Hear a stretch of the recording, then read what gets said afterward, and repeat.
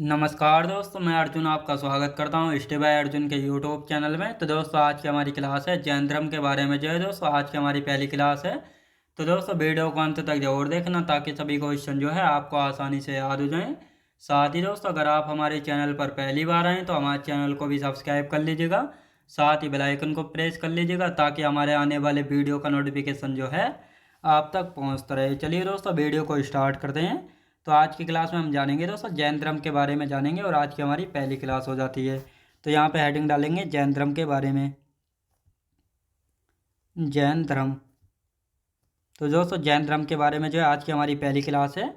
और कल की क्लास में हम पढ़ रहे थे महाजनपद काल के बारे में पढ़ रहे थे, यानी 16 महाजनपद काल होते हैं और इन 16 महाजनपद कालों के बारे में जो है कुछ ग्रंथों से जानकारी मिली थी, अंगुत्तर निकाय से मिली थी और साथ ही दोस्तों भगवती सूत्र से जो है मिली थी।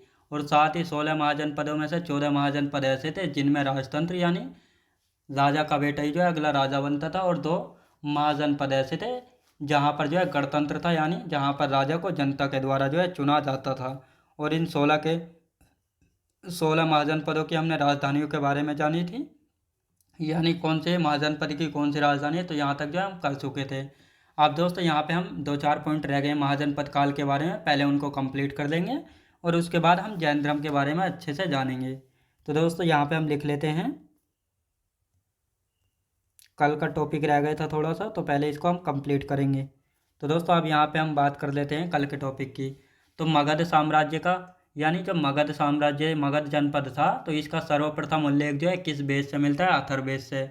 और 16 महाजनपदों में से जो है 10 महाजनपद ऐसे थे जो कि गंगा घाटी में थे, और 16 महाजनपद में से 8 महाजनपद ऐसे थे जो कि केवल उत्तर प्रदेश में थे, और साथ ही दोस्तों 2 महाजनपद ऐसे थे जो कि भारत की सीमा से बाहर हैं, वर्तमान में गांधार और कंबोज। तो इनको लिख लेते हैं और फिर अच्छे से जानेंगे जैन धर्म के बारे में।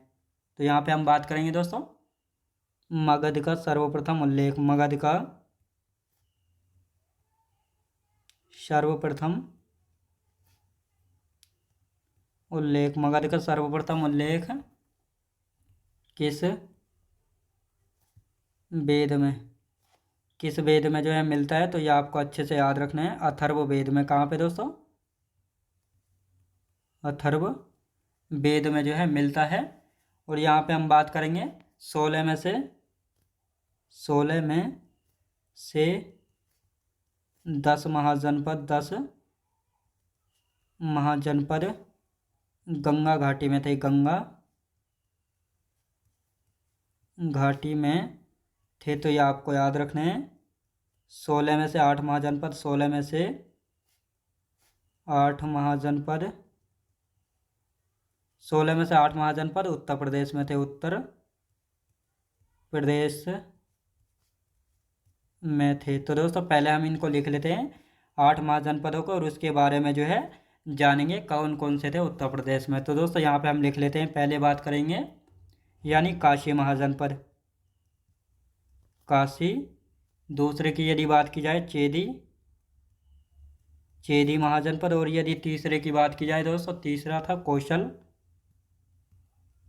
ये कौशल महाजनपद हो गया। और यदि चौथे की बात की जाए, चौथा हो गया दोस्तों पांचाल, पांचाल महाजनपद। और यदि पांचवे की बात की जाए तो पांचवा हो गया दोस्तों मल्ल महाजनपद। कौन सा? मल्ल। छठे की बात कर लेते हैं, तो छठा है कुरु महाजनपद। सातवें की बात की जाए तो वत्स हो गया। कौन सा दोस्तों? वत्स महाजनपद।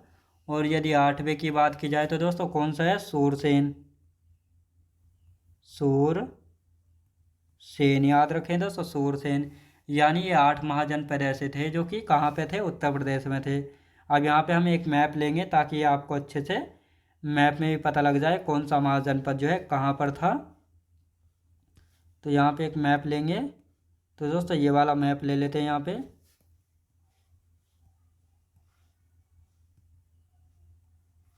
ये हमने मैप ले लिया है। अब दोस्तों यहाँ पे हम बात करते हैं 16 महाजनपदों के बारे में।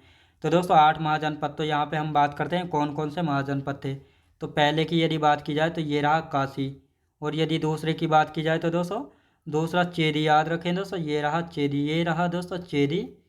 फिर हो गया ये वत्स हो गया दोस्तों, कौशल हो गया, ये पांचाल हो गया, सूरसेन हो गया। कौन सा दोस्तों? सूरसेन हो गया। और यहाँ पे हम बात करते हैं ये मल्ल हो गया, याद रखें दोस्तों, मल्ल हो गया। कितने हो गए? तो ये हो गए दोस्तों कितने? 6 हो गए। अब दोस्तों यहाँ पे हम बात करते हैं कौन कौन सा बचा। तो एक तो ये रहा कुरु, याद रखेंगे दोस्तों, एक कुरु हो गया। और यहाँ पे हम बात करते हैं और कौन सा बचा दोस्तों, वत्स भी हो गया, यानी काशी हो गया हमारा, चेदी हो गया, चेदी ये रहा। कौशल की यदि बात की जाए तो कौशल ये रहा। पांचाल की यदि बात की जाए तो पांचाल कहाँ गए दोस्तों, पांचाल ये रहा। और मल्ल की यदि बात की जाए ये रहा मल्ल। और कोरो की बात की जाए कोरो ये रहा। वत्स की यदि बात की जाए तो वत्स कहाँ गया दोस्तों, वत्स ये रहा वत्स। और सूरसेन की यदि बात की जाए तो ये रहा सूरसेन। यानी ये 8 हो तो गए दोस्तों, 8 हो गए यहाँ पे। तो ये 8 महाजनपद जो है कहाँ पर थे, तो 8 महाजनपद की यदि बात की जाए तो ये जो है उत्तर प्रदेश में थे। कहाँ पे दोस्तों, उत्तर प्रदेश में थे। तो ये आपको अच्छे से याद रखना है। अब दोस्तों यहाँ पे हम बात करते हैं 2 महाजनपद ऐसे थे, 2 महाजनपद गांधार और कंबोज वर्तमान में भारत की सीमा से बाहर हैं। गांधार व कंबोज, गांधार व कंबोज भारत की सीमा से बाहर हैं, भारत की सीमा से बाहर हैं, भारत की सीमा से बाहर हैं वर्तमान में। तो ये कौन कौन से, गांधार व कंबोज। तो इनको दिखा देता हूँ, ये रहा दोस्तों गांधार व कंबोज। तो ये वर्तमान भारत की सीमा से बाहर हैं। तो दोस्तों ये हमारा टॉपिक कंप्लीट हो गया है किसका, मगध यानी महाजनपद काल का जो है हमारा टॉपिक कंप्लीट जो है वो हो गया है। याद रखें दोस्तों, कंप्लीट जो है हो गया। अब दोस्तों इनका रिवीजन कर लेते हैं। तो मगध का सर्वप्रथम उल्लेख जो है किस वेद में मिलता है, तो अथर्ववेद में जो है मगध महाजनपद का जो है सबसे पहला उल्लेख कहाँ पर मिला है, तो ये मिला है दोस्तों कहाँ पे, अथर्ववेद में। 16 में से 10 महाजनपद ऐसे थे जो कि गंगा घाटी में थे। और 16 में से 8 महाजनपद ऐसे थे जो कि उत्तर प्रदेश में थे। कौन कौन से थे, तो ये मैंने अभी दिखाया, काशी, चेदी, कौशल, पंचाल, मल्ल, कोरु, वत्स और सूरसेन। तो ये 8 रहे महाजनपद। याद रखें दोस्तों, ये 8 महाजनपद हैं जो कि कहाँ पर है, उत्तर प्रदेश में थे। तो ये आपको याद रखना है। और 2 महाजनपद ऐसे हैं, गांधार व कंबोज, जो कि भारत की सीमा से बाहर हैं वर्तमान में। ये रहा गांधार और ये रहा कंबोज। तो ये हमारा टॉपिक कंप्लीट हो चुका है महाजनपद काल का। अब देखेंगे हम दोस्तों जैन धर्म के बारे में। तो दोस्तों जैन धर्म के बारे में यहाँ पे हेडिंग डाल लेते हैं, जैन धर्म। जैन धर्म की आज की हमारी जो ये पहली क्लास है। तो जैन धर्म के बारे में क्या विशेष है, तो सबसे पहले इसका थोड़ा समझ लेते हैं। जैन धर्म, दोस्तों जैन धर्म की यदि बात की जाए तो जैन धर्म में जो है 24 तीर्थंकर हुए हैं। और तीर्थंकर का अर्थ होता है दोस्तों, यानी धर्म का शिक्षक या आध्यात्मिक शिक्षक जो है, ये होता है तीर्थंकर का अर्थ। तीर्थंकर का अर्थ होता है धर्म का रक्षक व आध्यात्मिक गुरु होता है, जिसका काम होता है यानी मोक्ष का रास्ता बताना। याद रखें दोस्तों, मोक्ष का रास्ता जो है बताना, ये इसका अर्थ होता है। और साथ ही दोस्तों जैन धर्म की यहाँ पे हम बात करने वाले हैं। तो जैन धर्म में जो है 24 तीर्थंकर हुए हैं, जिनमें से प्रथम तीर्थंकर थे ऋषभदेव। और इन ऋषभदेव को ही जो है दोस्तों जैन धर्म का संस्थापक यानी फाउंडर जो है माना जाता है। लेकिन वास्तविक या रियल फाउंडर माना जाता है महावीर स्वामी को, जो कि 24वें तीर्थंकर थे। अब इनको वास्तविक या रियल फाउंडर क्यों माना जाता है, क्योंकि इन्होंने जो है दोस्तों जैन धर्म का वास्तविक स्वरूप प्रदान किया था। यानी इसको जो फेमस या प्रसिद्धि दिलाई थी वह है महावीर स्वामी जी के द्वारा ही जो है दिलाई गई थी। इसीलिए इनको वास्तविक फाउंडर या रियल संस्थापक इनको कहा जाता है। साथ ही ऋषभदेव का जन्म हुआ था अयोध्या में। कहाँ पे दोस्तों, अयोध्या में जो है इनका जन्म हुआ था। तो ये आपको अच्छे से याद रखना है। तो आप दोस्तों पहले इनके बारे में लिख लेते हैं, फिर अच्छे से इनके बारे में जो है अच्छे से समझेंगे। तो दोस्तों यहाँ पे लिखना स्टार्ट करते हैं इनके बारे में। जैन धर्म संस्थापक की बात कर लेते हैं। संस्थापक कौन थे, ऋषभदेव थे। ऋषभदेव संस्थापक थे, जो कि प्रथम तीर्थंकर थे। याद रखें दोस्तों। और यदि बात की जाए वास्तविक संस्थापक की, वास्तविक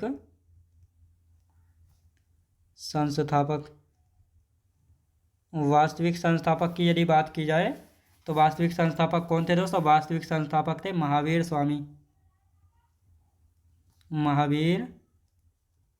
स्वामी। जिनको 24वें तीर्थंकर थे। कौन थे दोस्तों? 24वें तीर्थंकर थे। कितने दोस्तों? 24वें तीर्थंकर थे। अब दोस्तों यहाँ पे हम बात करते हैं, ये तो हमने देख लिया इनके तीर्थंकर कौन थे। अब दोस्तों यहाँ पे हम बात करेंगे, यानी जैन धर्म में जो है 24 तीर्थंकर हुए हैं। कितने? 24 तीर्थंकर हुए हैं। अब दोस्तों इन 24 तीर्थंकरों के बारे में जानकारी मिलती है। जानकारी की यदि बात की जाए तो कल्पसूत्र पुस्तक से मिलती है। कल्प सूत्र पुस्तक से जो है जानकारी जो है मिलती है। अब ये कल्पसूत्र पुस्तक के राइटर कौन है? भद्रवाहु। कौन है दोस्तों? भद्रवाहु। तो इसी कल्पसूत्र पुस्तक से जो है किसके बारे में जानकारी मिलती है? 24 तीर्थंकरों के बारे में जानकारी मिलती है, जिसके लेखक हैं। लेखक कौन है दोस्तों? इसके भद्रवाहु हैं। तो ये आपको याद रखना है। अब दोस्तों यहाँ पे हम बात करते हैं जैन धर्म। जैन धर्म जो है, जैन धर्म समकालीन था। समकालीन। तो जैन धर्म जो है किसके समकालीन था? सिंधु घाटी सभ्यता के समकालीन था। सिंधु घाटी सभ्यता के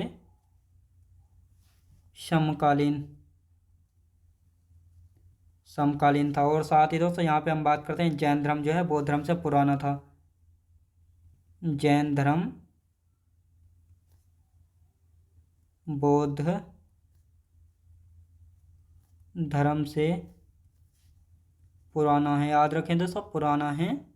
तो ये आपको अच्छे से याद रखना है। अब दोस्तों यहाँ पे हम बात करने वाले हैं ऋषभदेव का जन्म की। यदि बात करते हैं तो ऋषभदेव का जन्म कब हुआ था? तो ऋषभदेव जी के बारे में पढ़ने वाले हैं। ऋषभ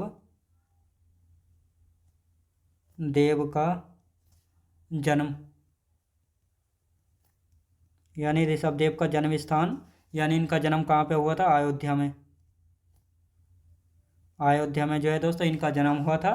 और साथ ही दोस्तों ऋग्वेद में जो है जैन धर्म के प्रथम तीर्थंकर ऋषभदेव व 22वें तीर्थंकर अरिष्टनेमि का वर्णन मिलता है। तो इसको लिख लेते हैं यहाँ पे, यानी ऋग्वेद में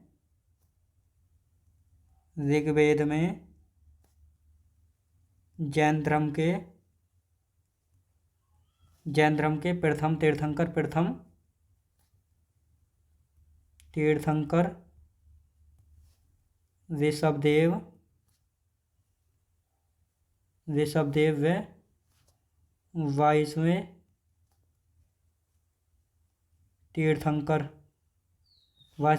तीर्थंकर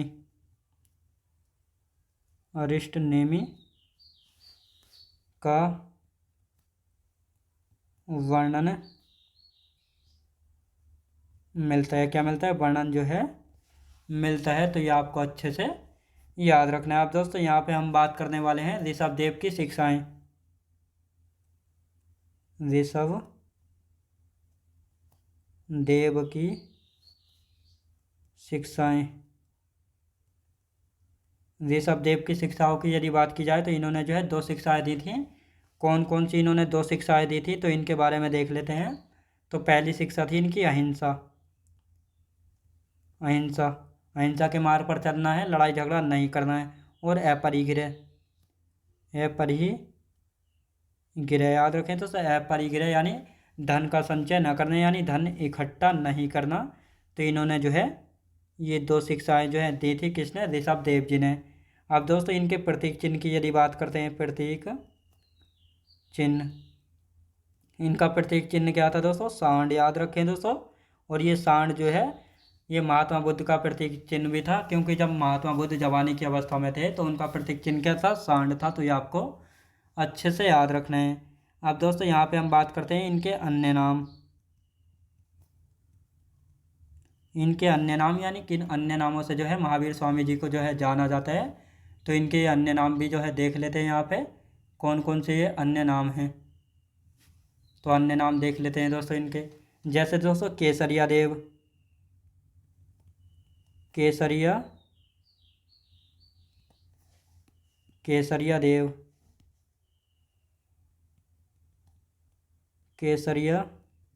देव हो गया। कौन सा दोस्तों? केसरिया देव। और साथ ही दोस्तों यहाँ पे हम बात करते हैं आदिनाथ। और ये आदिनाथ का वर्णन जो है ऋग्वेद में मिला है, ऋग्वेद में वर्णन जो है मिला, याद रखें दोस्तों, ऋग्वेद में जो है वर्णन मिला है। अब दोस्तों यहाँ पे हम बात करेंगे कि ऋषभदेव जी के जो है दो पुत्र थे। कौन कौन से इनके दो पुत्र थे? तो इनके जो है दो पुत्र थे। अब इन दो पुत्रों की यदि बात की जाए तो पहले पुत्र कौन थे दोस्तों? पहले थे भरत, यानी भरत। और दूसरे की यदि बात की जाए तो महाबली, महाबली, जिनको दोस्तों बाहुबली भी जो है कहा गया, बाहुबली, बाहुबली भी जो है कहा गया। और इन्हीं महाबली की जो है एक मूर्ति बनाई गई है। कहाँ पे दोस्तों? इनकी एक मूर्ति बनाई गई है। तो दोस्तों पहले हम इनकी थ्योरी लिख लेते हैं, अभी अच्छे से समझेंगे। तो इनकी एक मूर्ति बनाई गई है श्रवण बेलगोला, कर्नाटक में। श्रवण बेलगोला, कर्नाटक में। श्रवण बेलगोला, कर्नाटक में जो है इनकी मूर्ति बनाई गई है। और ये मूर्ति जो है चामुंडा राय के द्वारा बनवाई गई थी, चामुंडा राय के द्वारा जो है बनाई गई थी। तो यह आपको अच्छे से याद रखना। अब दोस्तों यहाँ पे हम बात करते हैं दूसरे तीर्थंकर कौन थे। तो दोस्तों आप पहले इनका रिवीजन कर देते हैं, फिर दूसरे तीसरे के बारे में अच्छे से जानेंगे। तो यहाँ पे हम बात करते हैं दोस्तों जैन धर्म के बारे में। तो जैन धर्म की यदि बात की जाए तो जैन धर्म के संस्थापक हैं ऋषभदेव, जो कि पहले तीर्थंकर थे। वास्तविक संस्थापक या रियल फाउंडर माना जाता है दोस्तों किसको? महावीर स्वामी जी को, जो कि 24वें तीर्थंकर थे। अब इनको क्यों माना जाता है? क्योंकि इन्होंने जो है दोस्तों जैन धर्म को फेमस और प्रसिद्धि जो है दिलाई थी। साथ ही जैन धर्म में 24 तीर्थंकर हुए हैं, इनके बारे में जानकारी मिलती है कल्पसूत्र पुस्तक से। और ये कल्पसूत्र पुस्तक लिखी थी भद्रबाहु जी के द्वारा, याद रखें दोस्तों। अब यहाँ पे हम बात करेंगे जैन धर्म जो है किसके समकालीन था? सिंधु घाटी सभ्यता के समकालीन जैन धर्म को माना जाता है। कहा जाता है जब सिंधु घाटी सभ्यता थी तो उस समय जो है जैन धर्म को उस समय का माना जाता है। जैन धर्म जो है बौद्ध धर्म से पुराना है, तो ये भी आपको अच्छे से याद रखना है। ऋषभदेव का जन्म स्थान कहाँ? यानी ऋषभदेव का जन्म स्थान अयोध्या है, यानी अयोध्या में जो है ऋषभदेव का जन्म हुआ था। ऋग्वेद में जैन धर्म के प्रथम तीर्थंकर ऋषभदेव व 22वें तीर्थंकर अरिष्टनेमि का वर्णन जो है मिलता है। तो ये क्वेश्चन भी पूछा गया है कि जैन धर्म के जो है कौन से तीर्थंकर हैं जिनका वर्णन जो है ऋग्वेद में मिलता है? तो प्रथम तीर्थंकर ऋषभदेव और 22वें तीर्थंकर अरिष्टनेमि का वर्णन जो है मिलता है। अब ऋषभदेव की दो शिक्षाएं हैं। दो शिक्षाएं कौन कौन सी? अहिंसा और अपरिग्रह। अहिंसा, लड़ाई झगड़ा नहीं करना चाहिए। अपरिग्रह यानी धन संचय नहीं करना चाहिए, धन को इकट्ठा नहीं करना चाहिए। इनके अन्य नाम केसरिया देव और आदिनाथ, और यही आदिनाथ है जिनका ऋग्वेद में वर्णन मिला है। साथ ही इनके दो पुत्र थे भरत और महाबली, जिनको बाहुबली के नाम से भी जो है जाना गया है। और इन महाबली की एक मूर्ति बनाई गई है श्रवण बेलगोला, कर्नाटक में। ये बनाई गई थी चामुंडा राय जी के द्वारा बनवाई गई थी। तो ये क्वेश्चन पूछ लिया जाता है, तो ये आपको अच्छे से याद रखना है। अब दोस्तों यहाँ पे हम बात करेंगे दूसरे, तीसरे, और तीसरे के बाद एकदम जाएंगे हम दोस्तों 21वें, 22वें, 23वें और 24वें के बारे में। तो लिख लेते हैं दोस्तों यहाँ पे, यानी दूसरे तीर्थंकर, दूसरे तीर्थंकर। दूसरे तीर्थंकर की यदि बात की जाए तो दूसरे हैं दोस्तों अजीतनाथ, अजीतनाथ, याद रखें दोस्तों। दूसरे कौन से हैं? अजीतनाथ। अब दोस्तों यहाँ पे हम बात करते हैं इनका प्रतीक चिन्ह क्या है? हाथी। अब यहाँ पे हम बात करने वाले हैं तीसरे की, तीसरे तीर्थंकर। तीसरे तीर्थंकर की यदि बात की जाए तो तीसरे कौन से हैं? संभवनाथ, संभवनाथ, संभवनाथ हैं तीसरे। अब दोस्तों इनका प्रतीक चिन्ह क्या है? इनका प्रतीक चिन्ह है घोड़ा। क्या है दोस्तों? इनका प्रतीक चिन्ह क्या है? घोड़ा। अब आते हैं दोस्तों 21वें, 21वें तीर्थंकर। 21वें तीर्थंकर की यदि बात की जाए तो कौन है दोस्तों? नमीनाथ, याद रखेंगे। नमीनाथ जो है ये 21वें हो जाते हैं, जिनका प्रतीक चिन्ह क्या है? नील कमल, नील कमल इनका प्रतीक चिन्ह हो जाता है। अब दोस्तों यहाँ पे हम बात करने वाले हैं 22वें तीर्थंकर, 22वें तीर्थंकर। 22वें तीर्थंकर की यदि बात की जाए तो अरिष्टनेमि, अरिष्टनेमि जो है 22वें तीर्थंकर थे। जिनको नेमिनाथ भी कहा जाता है, नेमी नाथ कहा जाता है। और इनका प्रतीक चिन्ह क्या था दोस्तों? इनका प्रतीक चिन्ह था शंख। दोस्तों इनके प्रतीक चिन्ह से भी क्वेश्चन बन जाता है, तो इनको याद रखेंगे। अरिष्ट नेमी ऋग्वेद में इनका वर्णन है, ऋग्वेद में वर्णन जो है इनका मिलता है, तो ये आपको अच्छे से याद रखना है। दोस्तों अब आते हैं पार्श्वनाथ पर। ये हैं 23वें तीर्थंकर पार्श्वनाथ की यदि बात की जाए तो ये 23वें तीर्थंकर है। 23वें तीर्थंकर कौन से दोस्तों? 23वें तीर्थंकर है पार्श्वनाथ, तो ये आपको अच्छे से याद रखना है। अब इनके बारे में अच्छे से जानेंगे दोस्तों। जैसे इनको जो है निर्ग्रंथ कहा गया है, इनका प्रतीक चिन्ह है सर्प या सांप। इन्होंने 2 शिक्षाएं जोड़ी थी, सत्य और अस्तेय। और साथ ही दोस्तों इनका जन्म स्थान है वाराणसी। माता बामा देवी, पिता हैं अश्वसेन, माता इनकी पत्नी थी दोस्तों प्रभावती। और इन्होंने तपस्या की थी 84 दिन तक, और इनको ज्ञान की प्राप्ति हुई थी सम्मेद शिखर झारखंड में। तो ये आपको अच्छे से याद रखना है। तो दोस्तों अब इनके बारे में लिख लेते हैं, और फिर इनके बाद हम जानेंगे महावीर स्वामी जी के बारे में। तो दोस्तों अब यहाँ पे हम बात करते हैं पार्श्वनाथ। इनको जो है दोस्तों निर्ग्रंथ कहा गया, निर्ग्रंथ कहा गया। निर्ग्रंथ का मतलब होता है दोस्तों जो सांसारिक बंधनों से मुक्त हो जाए। अब दोस्तों यहाँ पे हम बात करते हैं इनका प्रतीक चिन्ह क्या था। प्रतीक चिन्ह, इनका प्रतीक चिन्ह सर्प या सांप, तो ये इनका प्रतीक चिन्ह हो जाता है। अब दोस्तों यहाँ पे हम बात करने वाले हैं, यानी इनका जन्म स्थान की बात करते हैं। जन्म स्थान,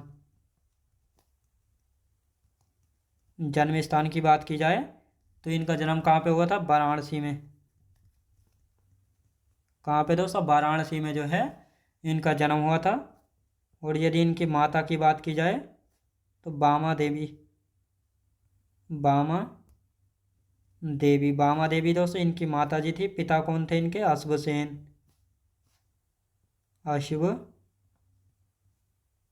यानी अश्वसेन जो है इनके पिता थे। तो ये आपको अच्छे से याद रखना है। अब यहाँ पे हम बात करते हैं इनकी पत्नी की। इनकी पत्नी कौन थी? प्रभावती। प्रभावती जो है इनकी पत्नी हो जाती है। अब दोस्तों यहाँ पे हम बात करते हैं इनकी पत्नी कौन है? प्रभावती। इन्होंने तपस्या कितने दिन की थी? तपस्या की यदि बात की जाए तो इन्होंने तपस्या की थी 84 दिन। कितने दिन दोस्तों? इन्होंने 84 दिन जो है तपस्या की थी। अब दोस्तों यहाँ पे हम बात करते हैं ज्ञान की प्राप्ति, ज्ञान की प्राप्ति थी। तो इनको ज्ञान की प्राप्ति कहाँ पे हुई थी? सम्मेद शिखर में, सम्मेद शिखर। और ये सम्मेद शिखर कहाँ पे है? झारखंड में। कहाँ पे दोस्तों? झारखंड में इनको ज्ञान की प्राप्ति हुई थी। तो अब इनका एक बार रिवीजन कर लेते हैं, फिर महावीर स्वामी जी के बारे में जानेंगे। तो यहाँ पे हम बात करते हैं दोस्तों, दूसरे तीर्थंकर कौन थे? अजीतनाथ थे, जिनका प्रतीक चिन्ह है हाथी। तीसरे तीर्थंकर हैं संभावनाथ, जिनका प्रतीक चिन्ह है घोड़ा। 21वें तीर्थंकर है नमीनाथ, जिनका प्रतीक चिन्ह है नीलकमल। 22वें तीर्थंकर है अरिष्टनेमि, जिनको नेमिनाथ भी कहा जाता है। इनका प्रतीक चिन्ह है शंख। प्रतीक चिन्ह क्या है दोस्तों? इनका शंख है। और ऋग्वेद में जो है इनका वर्णन मिलता है। साथ ही अब आते हैं दोस्तों 23वें तीर्थंकर। 23वें तीर्थंकर की यदि बात की जाए तो 23वें तीर्थंकर है कौन से हैं दोस्तों? 23वें तीर्थंकर है पार्श्वनाथ। और इनको जो है निर्ग्रंथ कहा गया। निर्ग्रंथ का मतलब होता है जो सांसारिक बंधनों से मुक्त हो जाए, यानी संसार में जितने भी रिश्ते हैं, माता पिता भाई बहन, ये बेटा बेटी, ये जितने भी रिश्ते हैं, इन सभी रिश्तों से जो मुक्त हो जाए, यानी सांसारिक बंधनों से जो मुक्त हो जाए, वह निर्ग्रंथ कहलाता है। साथ ही इनके प्रतीक चिन्ह की बात की जाए, सर्प यानी सांप इनका प्रतीक चिन्ह हो जाता है। इनका जन्म स्थान वाराणसी में इनका जन्म हुआ था।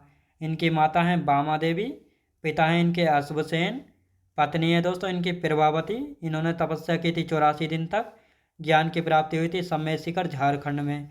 अब दोस्तों इन्होंने 2 शिक्षाएं दी थी, तो इनको भी लिख लेते हैं।